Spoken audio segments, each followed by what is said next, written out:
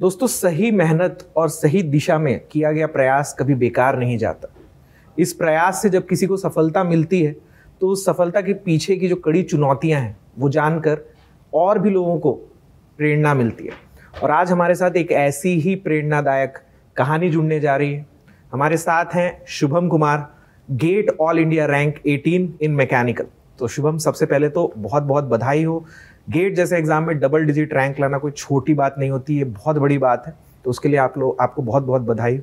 जानना चाहेंगे सबसे पहले तो आपके बैकग्राउंड के बारे में कि कैसे आपकी ये जर्नी शुरू हुई और कैसे आपने ये सफलता हासिल की। जी सर, मैंने सर 22 में ग्रेजुएशन पास आउट किया था फ्रॉम जादवपुर यूनिवर्सिटी कोलकाता में। ओके। और उसके बाद कैंपस प्लेसमेंट ही मेरा हो गया था लार्सन एंड टूब्रो LNT में। वहाँ से मेरी पोस्टिंग हुई थी उत्तराखंड ऋषिकेश में। और वहाँ लगभग मैंने 1.5 ईयर या 2 ईयर्स के आसपास जॉब की थी। और वही जॉब के स्टार्टिंग में ही मतलब उसी के दौरान लास्ट ईयर जनवरी में मैंने सब्सक्रिप्शन लिया था गेट वाला का, और पराक्रम बैच में मैं एनरोल हुआ था। वहाँ से फिर मेरी जर्नी स्टार्ट हुई थी गेट की। वहाँ से मैंने करीब 2-3 महीने जॉब के साथ कोप अप करके कोशिश किया प्रिपरेशन करने का। फिर उसके बाद मतलब अंदर से फिर लगा कि नहीं, अच्छा जा रहा है, सब समझ में आ रहा है, सारे सब्जेक्ट्स जो भी है। उसके बाद लगा कि नहीं, अगर मैं कंसिस्टेंट रहूँगा और ऐसे ही करता जाऊँ तो फिर रिजल्ट्स आएंगे, मेरे अच्छे आ जाएंगे। तो फिर उसी टाइम मैंने मतलब डिसीजन लिया कि या तो मतलब रिज़ाइन दे करके खुद फुल टाइम मैं प्रिपरेशन में चला जाऊँ, या फिर ऐसे ही मतलब साथ में करने का 2 ऑप्शंस था। फिर जब मैनेज नहीं हो पाया जॉब के साथ तो फिर मैं फाइनली रिज़ाइन दे करके फुल टाइम प्रिपरेशन के लिए मैं घर आ गया था। फिर वापस पटना से मैंने तैयारी अपनी चालू की। कब रिजाइन किया आपने? मेरा लास्ट वर्किंग डे था 1 अप्रैल को। 1 अप्रैल 24। ओके। तो उसके बाद से फिर फुल टाइम आप प्रिपेयर कर रहे थे? जी सर। तो ये जॉब छोड़ने का जब आपने डिसीजन लिया तो काफ़ी मुश्किल रहा होगा घर वालों को कन्विंस करना, या आराम से वो कन्विंस हो गए थे? नहीं सर, मेरा मतलब पहले से भी यही दिमाग में था कि मुझे जॉब मतलब छोड़ना ही था। लेकिन मैं अगस्त में छोड़ने का सोचा था, अगस्त में छोड़ करके उसके बाद से करूँगा। तो फिर घर पे मैंने पहले ही से मतलब बोल के रखा था ऐसा। और घर पे मतलब तब तक सब ठीक था, मतलब सब लोग सपोर्ट, घर पे सब इसके सपोर्ट में ही थे। मतलब तुम्हें जो सही लगता है करो, ऐसा कोई प्रेशर नहीं था घर से। तो फिर था मतलब रिज़ाइन करने वक्त तो सेकंड थॉट्स आए ही थे कि नहीं, आगे नहीं होगा तो क्या होगा, मतलब मोमेंटम ब्रेक हो गया तो बीच बीच में काफ़ी अप्स एंड डाउन्स आते ही हैं। लेकिन फिर उस टाइम मैंने खुद से पूछा कि नहीं, मुझे ऐसे ही लाइफ कंटिन्यू करनी है या फिर कुछ चेंजेस चाहिए, रिस्क लेना वर्थ इट है। तो फिर मैंने रिस्क लेने का सोचा और फिर मैंने आगे प्रिपरेशन फिर चालू किया वैसे ही। शुभम, आपकी ये जो सिचुएशन है ना कि आप ऑलरेडी प्लेस हो गए थे, जॉब कर रहे थे, जी सर। और उसके बाद आपने बेटर अपॉर्चुनिटी के लिए रिस्क लेने का सोचा। जी सर। बहुत सारे ऐसे स्टूडेंट हैं जो हमसे बात करते हैं, हमें बताते हैं कि सर मेरा प्लेसमेंट हो चुका है, लेकिन मुझे गेट में भी इंटरेस्ट है, तो मैं करूं या ना करूं। तो आप ऐसा क्या फैक्टर उनको बताना चाहेंगे जिसके बेसिस पे उनके लिए डिसीजन लेना जो है आसान हो कि वो जॉब छोड़कर प्रिपरेशन चालू करने का रिस्क उठाएं या ना उठाएं? ऐसे क्या फैक्टर्स हैं जिसके बेसिस पे वो डिसीजन ले सकते हैं? सर सबसे बड़ा फैक्टर तो है कि मतलब मेरा क्या था सर, मैं कोविड के टाइम पे भी मैंने प्रिपरेशन मतलब किया था गेट का, मतलब लगभग 6 महीने के अप्रॉक्स मैंने पढ़ा था। तो मेरे माइंड में एक सब्जेक्ट्स का एक ओवरव्यू था मेरे पास। मुझे उस टाइम भी लगा था कि मतलब मुझे मालूम था सब्जेक्ट्स कैसे है, क्या उनकी डिफ़िकल्टी लेवल्स है। तो मतलब रिज़ाइन करने के पहले या फिर ऐसा कोई भी डिसीजन आने के पहले मैं बोलूँगा वो एग्ज़ाम का सिलेबस एक बार देख ले, उसका ओवरव्यू पता कर ले कि हाँ मेरे से मतलब कैपेबल हूँ कि नहीं, मैं मतलब कर पाऊँगा कि नहीं। क्योंकि एकदम से छोड़ करके फ्रेश स्टार्ट करना है इज़ लाइक मतलब थोड़ा वो काफ़ी रिस्की हो जाता है, क्योंकि उस टाइम मेंटल स्टेट वैसा रहता नहीं है। तो मैं तो यही मतलब बोलूँगा कि स्टार्टिंग में 1-2 महीने जॉब के साथ मैनेज करके करने के लिए, जब अगर लगे कि हाँ हो सकता है, मतलब 1-2 महीने में एक आइडिया भी खुद को लग जाता है कि वेयर आई स्टैंड, आगे क्या थॉट प्रोसेस होना चाहिए, आगे क्या मैपिंग करके करूँ। मतलब ये इम्पल्सिव डिसीजन नहीं होना चाहिए। हाँ, आपको थोड़ा पहले कुछ चीज़ों को सॉर्ट आउट करना पड़ेगा कि आप लायक भी हैं, मतलब आप कर पाएंगे या नहीं कर पाएंगे। राइट? जी सर। Good good good. मुझे याद है जब मैं अपनी गेट की प्रिपरेशन कर रहा था तो मेरे लिए बहुत बड़ा मोटिवेशन ये था कि मेरे कॉलेज से है ना कुछ मेरे सीनियर्स थे जिनका उसी टाइम गेट में अच्छा रैंक आया। तो जब आप देखते हैं कि आपके ही सामने से कोई लोग गेट के लिए प्रिपेयर करके आगे बढ़ रहे हैं, तो आपको मोटिवेशन मिलता है कि जब ये कर सकते तो मैं भी कर सकता हूँ। तो शुभम, आप जादवपुर यूनिवर्सिटी से हैं और अभी हाल फिलहाल में ही बहुत सारे टॉपर्स बच्चे वहाँ से निकले हैं। तो क्या इसका एक रोल था आपके इस डिसीजन में कि मैं गेट के लिए प्रिपेयर करूँ? वहाँ पे माहौल है गेट का पहले से बहुत अच्छा, वहाँ पे गाइडेंस मिल रहा था आपको? हाँ सर, वहाँ कॉलेज में भी काफ़ी गेट के काफ़ी सारे एस्पिरेंट्स, मतलब बहुत लोग वहाँ से भी आते हैं। बहुत मेरे टाइम में भी जब मैं था तो मेरे बैच के भी लोग थे जो सिंगल डिजिट रैंक और डबल डिजिट रैंक्स लाए थे, और अभी वो PSUs में प्लेस्ड है। और तो उनसे तो मतलब ये मिला ही था कि हाँ, गेट का एक अलग ही उसका से ये रहता है, अलग ही रेपुटेशन है गेट क्रैक करने के बाद कहीं अच्छी जगह जॉब करना, या फिर कहीं IISc या फिर कोई अच्छे IIT से MTech करने का। और वहाँ पे काफ़ी कॉम्पिटिटिव माहौल था और सीनियर्स भी काफ़ी हेल्पफुल है वहाँ पे, मतलब कैसे आगे गाइड करने के लिए, कुछ भी डाउट के लिए आगे सॉल्यूशन प्रोवाइड करते हैं। काफ़ी मतलब अच्छा एनवायरनमेंट है वहाँ से, अगर देखा जाए गेट के लिए या फिर करिकुलम के लिए भी, तो बहुत अच्छा यूनिवर्सिटी का ये है। Good good. तो ये चीज़ मैं सबको बोलना चाहूँगा कि देखो, जब आपको सेल्फ डाउट हो रहा हो ना कि मैं गेट निकाल पाऊँगा या नहीं निकाल पाऊँगा, तो आप ऐसे लोगों की कहानियों से प्रेरणा लीजिए जिन्होंने आप ही की सिचुएशन में रहते हुए, आप ही के तरीके के कॉलेज में पढ़ते हुए गेट क्रैक किया हो। खासकर rank, single digit rank, double digit rank से गेट क्रैक किया हो, तो आपको समझ में आएगा कि जब ये कर सकते हैं तो हम भी कर सकते हैं। मेहनत उतनी ही लगती है, हम सबके अंदर वो पोटेंशियल है, बस थोड़ी लगन के साथ काम करना होता है, थोड़ा परसिस्टेंस के साथ काम करना होता है, and you can crack GATE. Shubham, आप पराक्रम बैच में थे? जी सर। तो बैच में जो आपको रिसोर्सेस मिलते थे, लेक्चर्स, DPPs, वीकली टेस्ट, ये इनफ था या फिर आपने डबल डिजिट रैंक लाने के लिए मतलब कुछ और रिसोर्सेस यूज़ किए, कहीं बाहर से कुछ और रेफ़र किया, स्टैंडर्ड टेक्स्ट बुक्स वगैरह रेफ़र की? नहीं सर, मैंने पूरे प्रिपरेशन के दौरान कोई टेक्स्ट बुक नहीं यूज़ किया, कुछ भी एक्स्ट्रा में बस वो मैं सारी लोग मतलब जो बताते थे बस वही करता था।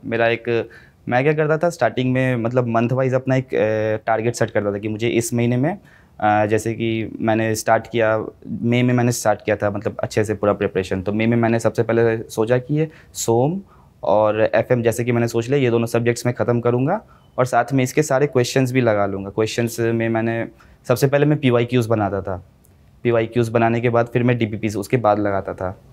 DPPs और क्विज़, ऑन टाइमली क्विज़ में अटैम्प्ट लेता था। और बाकी मेन सबसे ज़्यादा हेल्पफुल मेरे लिए वो लास्ट के 2 महीने थे, जब मैंने टेस्ट सीरीज़ मैंने टेस्ट सीरीज़ देना चालू किया था। रोज़ मैं मतलब 2-3 दिन पे मैं स्टार्टिंग में देता था, फिर लास्ट का जो पूरा मंथ था मैंने पूरा हर दिन एक टेस्ट देता था, और जब फाइनल लास्ट 10 डेज़ बचे थे उसमें मैं रोज़ 2-2 टेस्ट देने लगा था। तो वो एक एग्ज़ाम में बैठ करके एग्ज़ाम की तरह सोचने वाला वैसा एक माइंडसेट हो गया था कि मतलब जब मैं रियल एग्ज़ाम, गेट का एग्ज़ाम में बैठने गया था तो कुछ वो नर्वसनेस मुझे फील नहीं हुआ था। मतलब ऐसा लगा कि हाँ, मैं am used to this environment, and काफ़ी सूदिंग और कंफर्टेबल मेरे को उस टाइम लग रहा था। तो हाँ, वो नर्वसनेस निकल गई होगी क्योंकि इतने बार उसी सिचुएशन से आप गुजर चुके हो। जी सर। तो प्रैक्टिस हो गई। हाँ। शुभम, आपका डे टू डे क्या एक्टिविटी होती थी? मतलब आप चूँकि फुल टाइम प्रिपरेशन कर रहे थे। जी सर। तो कई बार ऐसा भी होता है कि जब हमारे पास बहुत टाइम होता है ना तो हम लोग भटक जाते हैं। तो आपकी क्या शेड्यूलिंग होती थी सुबह से लेकर रात तक में? सर, मैं सुबह करीब वही 8 बजे 9 बजे के आसपास उठता था। फिर उठने के बाद थोड़ा बहुत 1-8 घंटे फ्रेश हो करके फिर मैं स्टार्टिंग में मैं सबसे पहले कोई एक लेक्चर देखता था, कोई भी क्लास से कर लिया, जो भी मतलब मेरा टारगेट था उस हिसाब से मैं क्लास से स्टार्ट किया। फिर एक क्लास वो ख़त्म करने के बाद फिर उसके बाद उसके कुछ क्वेश्चंस बनाए, या फिर वही नोट्स को थोड़ा मैंने रिवाइज़ किया। फिर उसके बाद लगातार हम लोग के पैरेलल में 2 क्लासेस चलते थे। ओके। हाँ, तो मैं लाइव क्लासेस तो मतलब नहीं करता था, और तो लेकिन मैं वही मतलब अगर एक सुबह में अगर लाइव क्लास हुआ तो मैं उसको शाम में उसकी रिकॉर्डिंग देख लेता था, ऐसा करता था मैं। और जो क्लासेस में सर ने बताया था कि हाँ ये क्वेश्चंस करने हैं, कुछ होमवर्क क्वेश्चंस होते थे, वो क्वेश्चंस अटेम्प्ट करता था। फिर शॉर्ट नोट्स जो था मैं काफ़ी थोड़ा 10 लेक्चर हो जाते थे तो मैं उसे बनाता था एक साथ। ओके। और वही मेरा एक रिवीजन स्ट्रैटेजी भी वैसा ही था कि शॉर्ट नोट्स बताने टाइम ही मैं रिवाइज भी मेरी हो जाती थी। ओके। फिर दिन में अराउंड वही 2 लेक्चर्स में दिखता था और फिर क्वेश्चंस बनाता था, बस और कुछ नहीं। क्वेश्चंस और लेक्चर्स देखता था। लगभग से 8-9 आवर्स में पढ़ाई करता था रोज़। और शाम में रोज़ बाहर भी जाता था माइंड फ्रेश करने के लिए, दोस्तों से मिलने। ये ज़रूरी है क्योंकि आप बहुत लंबे समय के लिए प्रिपरेशन करने का सोच रहे हैं, तो जी सर। अगर आप ये सोच रहे हैं, क्योंकि कई बार क्या होता है ना, हम जब बोलते हैं कि कंसिस्टेंट रहना है तो स्टूडेंट्स को ये लगता है कि डेली 10-10 12-12 घंटा पढ़ना ही कंसिस्टेंसी होती है और कोई चीज़ करी नहीं जा सकती है। तो इट्स नॉट दैट। कंसिस्टेंसी का मतलब किसी दिन हो सकता है आपकी 6-8 घंटे की सिटिंग हो, किसी दिन 10 घंटे की सिटिंग हो जाएगी, तो ये ओवरऑल एक एवरेज बनता है। जी सर। शुभम, आपने एक बहुत बड़ा रिस्क लेके प्रिपरेशन चालू की, तो कभी ऐसा मोमेंट आया कि आपको रिग्रेट हुआ हो कि अरे यार गलत डिसीजन ले लिया, कहीं ऐसा तो नहीं है कि मैं फंस जाऊंगा या बाद में मुझे रिग्रेट होगा? कभी ऐसा कोई मोमेंट आया? सर मतलब अप्स एंड डाउन्स तो सभी के आते हैं, तो एट सम पॉइंट मतलब डिमोटिवेशन तो फील होता ही है। वो भी मतलब कब होता था जब कोई टेस्ट दे दिया जिसमें नंबर कम आते हो, लगा कि अरे मेरे अभी भी याद है कोई टेस्ट था जिसमें मतलब मोस्टली 15 मार्क्स के टेस्ट होते थे। तो स्टार्टिंग में मेरे 1-2 टेस्ट में आए थे, 2-3 नंबर भी आए थे। 2-3 मार्क्स भी आए थे? हाँ, तो फिर उस टाइम लगा था कि अरे मतलब कैसे, उस टाइम मतलब काफ़ी डिमोटिवेशन मुझे फील हुआ था। फिर उसके बाद मैंने हार नहीं माना। फिर बाद में मैंने उसके सॉल्यूशंस में देखता था कहाँ मैं गलतियाँ कर रहा हूँ। मैंने अलग से अपना गलतियों को मैं नोट डाउन भी करता था कि हाँ जो गलतियाँ मैं कर रहा हूँ ताकि वो मैं दोबारा रिपीट ना करूँ। मेरा एक थंब रूल ये था कि गलती करो लेकिन उसे रिपीट नहीं, मैं रिपीट होने का मतलब बहुत देखता था कि रिपीट ना करूँ, मैं उसे काफ़ी कम ये करूँ। अगर 2 बार रिपीट होता था तो मैं उसे मतलब फिर माइंड में मैं रख लेता था, उसके हमेशा ध्यान रखता था कोई भी आगे के लिए। मतलब गलतियां ना करना पॉइंट नहीं है, गलतियां रिपीट ना करना पॉइंट है। हाँ। गलतियां जितनी मैक्सिमम आप प्रिपरेशन के दौरान कर लो, हाँ। उतना अच्छा है, ताकि वो गेट में आपका वो गलतियां जो है वो रिपीट ना। जी सर। हाँ। Good strategy. तो शुभम, आपके लिए मोटिवेशन का एक ऐसा सिंगल क्या फैक्टर था जिसकी वजह से आपको ऐसे मोमेंट्स में भी आगे बढ़ते रहने की प्रेरणा मिलती थी? ऐसा क्या था जो आपके लिए बहुत ज़रूरी था कि मैं इस चीज़ को अचीव करने के लिए गेट देना चाहता हूँ? सर मेरे लिए मेरे घर का मतलब फाइनेंशियल कंडीशंस भी उतने अच्छे नहीं है फ़िलहाल। मतलब एवरेज मिडिल क्लास फैमिली से मैं बिलोंग करता हूँ। और आगे फिर जॉब के मतलब मेरा मेन तो वही जॉब ही था। मेरा जॉब का जो वर्क लाइफ चल रहा था, तो मैं अपने दोस्तों को देखता था जो PSUs में हैं, जो गेट निकालने के बाद कुछ एमटेक्स कर रहे हैं, उसके बाद रिसर्च फील्ड में। वो एक फैक्टर था काफ़ी, उनको देख करके मैं काफ़ी इंस्पायर हुआ था। फिर नेक्स्ट ये था कि मुझे मतलब मैं मैकेनिकल का ये किया, मैकेनिकल से मैंने गेट दिया था, तो मुझे कुछ अपने फील्ड में ही करना था, मतलब मेरे फील्ड रिलेटेड जिसका मैं कुछ कंट्रीब्यूट कर सकूँ डे टू डे लाइफ में। तो इसी से होकर के मैं मतलब गेट का प्रिपेयर करना स्टार्ट किया था। तो अभी ऑल इंडिया रैंक 18 तो आ गई है। जी सर। तो आपके सामने ऑप्शंस तो सारे खुले हैं। जी सर। तो आप आगे क्या करना चाहते हैं? आपका क्या सपना है? सर मैं IISc जाने का सपना है मेरा अभी। आगे IISc से मैकेनिकल में एमटेक करने के लिए। यार ये एक नया ही ट्रेंड बनता जा रहा है कि सारे जितने भी टॉपर्स हैं, मतलब पहले हम लोग देखते थे मोस्टली जो टॉप 100-200 स्टूडेंट्स थे ना, सबकी चॉइस होती थी PSU जाना। लेकिन इस साल हम देख रहे हैं कि सब लोग IISc IITs जाना चाह रहे हैं। तो इसमें क्या है, मतलब ऐसा क्या कुछ चेंज हुआ है आखिरी पिछले 2-3 सालों में? क्या ऐसा क्या है जिसकी वजह से IISc चूज कर रहे हो आप? सर ऐसे ट्रेंड का तो मुझे नहीं मालूम, लेकिन मेरा क्या सीन था कि मैं 2 साल जॉब कर चुका हूँ और बाकी PSUs में मैंने अपने दोस्तों से बात किया। मतलब एक जो 2 मेरे बैचमेट थे उसी से मैंने बात किया था। वो भी मतलब कहा कि जॉब लाइफ जो है वहाँ भी कुछ ऐसे टेक्निकलिटी नहीं है, ऐसा मतलब काम वो सुपरवाइजरी वाला ही है। अपने तुम्हारे अंडर में कुछ लोग रहेंगे, उन्हें ये करना है, उन्हें लीड करना है, काम करवाने हैं। तो at a point of time अगर मज़ा नहीं आ रहा है तो बोर ही हो जाओगे उस जॉब से भी। ओके। देखो, यहाँ मैं सबको बता देना चाहता हूँ कि भाई हम किसी पर्टिकुलर फील्ड की बुराई नहीं कर रहे हैं।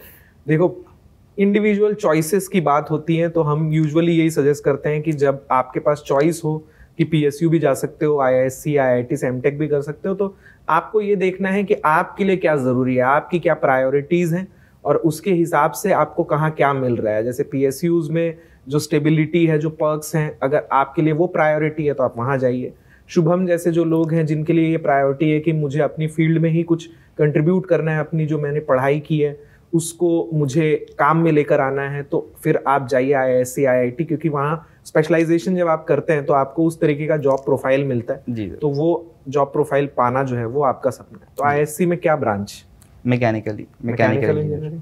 Yes sir. तो अभी हम लोगों ने कल के दिन ही आईआईएससी के ऊपर एक वीडियो भी बनाया है जिसमें हमने बताया कि वहाँ पे क्या क्या प्लेसमेंट है, किस किस तरीके की कंपनियां आती हैं। मैकेनिकल इंजीनियरिंग में तो बहुत अच्छी अच्छी कंपनियां आई हैं।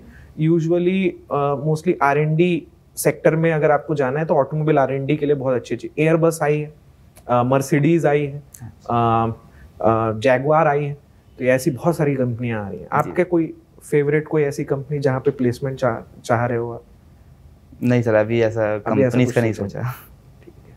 तो शुभम, आपकी ये जो जर्नी रही है ना, ये उन सारे ही लोगों को इंस्पायर करेगी जो ऑलरेडी जॉब में हैं लेकिन उनको कहीं ना कहीं ये लगता है कि वो और बेटर कर सकते हैं और उनके सपने बड़े हैं, तो उन सपनों को पूरा करने के लिए उनको एक रिस्क लेना है। तो वो ऐसे लोगों को ढूंढते हैं इंस्पायर होने के लिए कि जिन्होंने खुद ये रिस्क उठाया और फिर उसको सक्सेस में कन्वर्ट किया। So it's a very inspirational journey and thank you so much for sharing this journey with us. And मैं उम्मीद करता हूँ कि आप आगे आईआईएससी जाएंगे, वहाँ पे बहुत अच्छे से एमटेक करेंगे और आपकी फेवरेट कंपनी में आपका प्लेसमेंट हो। Thank you so much and all the best for your future. जी सर, थैंक यू।